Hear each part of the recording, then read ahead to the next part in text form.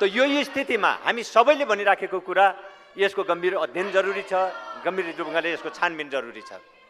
सबैले उठाउँदै आइराखेको कुरा यही थियो। आज पनि यहाँ मान्यज्यूहरूले नारा त विभिन्न थरीका लगाइराख्नु भएको छ। अघि प्रमुख सचेतकज्यूले बोल्ने क्रममा मैले बुझेको कुरा छानबिन समिति गठन नहुन्जेलसम्मको लागि सदन अवरुद्ध हुने कुरा हामीलाई जानकारी गराउनु भयो। सरकारले 30 दिनभित्रमा अध्ययन छानबिन समिति बनाएर प्रक्रिया अगाडि बढाउने उद्घोष गरिसकेको स्थिति छ। हामीले त्यो कुरामा भरोसा पनि गरेका छौँ। म सरकारसँग के आग्रह गर्न चाहन्छु भने अब त्यो 30 दिन लगाउन पनि जरुरी छैन।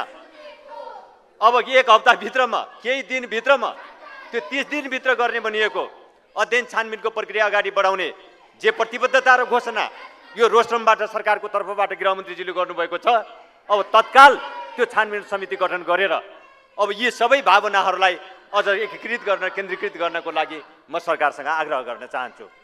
अब यहाँ हामीले सदनभित्र असार 15 गतेभित्रमा शिक्षा विधेयक पारित गरिसक्ने लाखौँ शिक्षकहरूसँग सरकारले कमिटमेन्ट गरेको छ। हामीले त्यो शिक्षा विधेयक पारित गर्नुपर्ने आवश्यकता छ। ग्लोबल आइएमए बैंक, सबैका लागि बैंक।